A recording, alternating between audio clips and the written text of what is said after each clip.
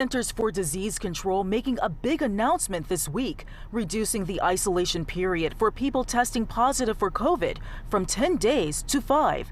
Doctors at Beaumont believe it's a step in the right direction. If you test positive, you do have to quarantine for 5 days, but you can return back to work after those 5 days if you remain asymptomatic, but should be wearing a mask at all times for the remainder 5 days. CDC officials say the change is motivated by science and aimed at getting people back to work quicker, primarily if they are classified as an essential worker, like a doctor or nurse. But everyone is not on board with the changes. As a manager, I wouldn't want anyone to come back before 10 days. Actually, I would prefer 2 weeks, but 5 days is just too soon. But Carmen Allen is not only speaking as the general manager of Plum Hollow Lanes, she's also speaking as a person who was diagnosed with COVID. And I set out for almost 2 weeks. You don't want to infect anyone else. But doctors say those infected with coronavirus are less contagious after day 5.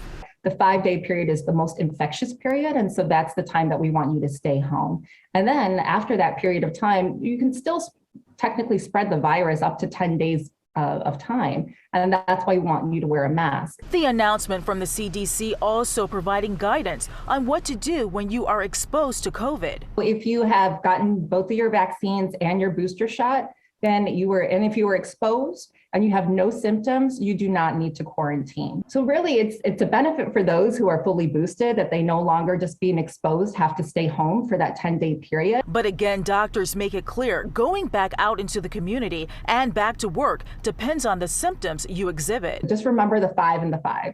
So if you have symptoms, you stay home until your symptoms are resolved or you have a negative test.